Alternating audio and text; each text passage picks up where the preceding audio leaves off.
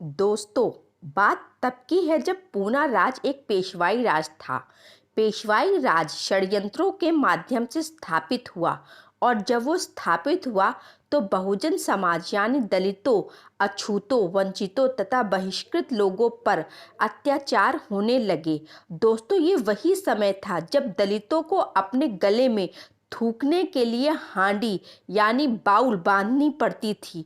और उस समय दोस्तों, एक घृणित कार्य और भी था कि दलितों को अपनी कमर में झाड़ू बांधनी होती थी, क्योंकि उच्च वर्ग का सोचना था कि दलितों के धरती पर चलने से धरती भी अपवित्र हो जाएगी, तथा वे लोग दलितों के गले में हांडी और कमर में झाड़ू बांधने को मजबूर करते थे। और जब उनका मन इतने अत्याचारों से भी नहीं भरा तो हाथ में काला धागा बांधने का आदेश दिया, ताकि उनकी अलग पहचान रहे। उन्हें सुबह और शाम को घरों से निकलने की मनाही थी, क्योंकि धूप में व्यक्ति की परछाई उसके कद से लंबी हो जाती, जिसके कारण पेशवाओं को यह डर था कि कहीं दलितों की परछाई छू गई तो उनका धर्म भ्रष्ट हो जाएगा, जिसके कारण उन्हें सुबह और शाम निकलने की मनाही थी।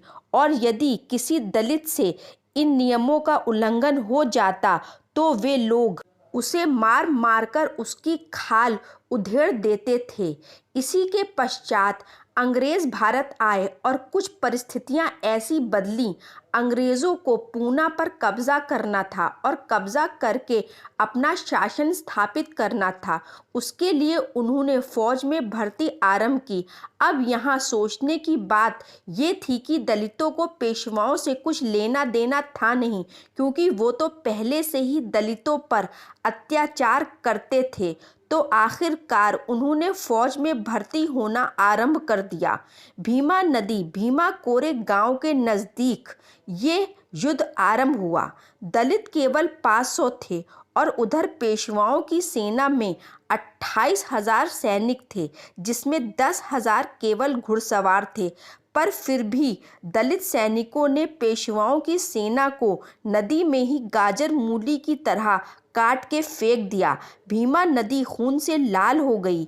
ये युद्ध इतिहास में 1 जनवरी 1818 में हुआ था, इसलिए आज भी बहुजन इसे शौर्य दिवस के रूप में मनाते हैं। अगली वीडियो में फिर मिलेंगे, तब तक के लिए अलविदा दोस्तों।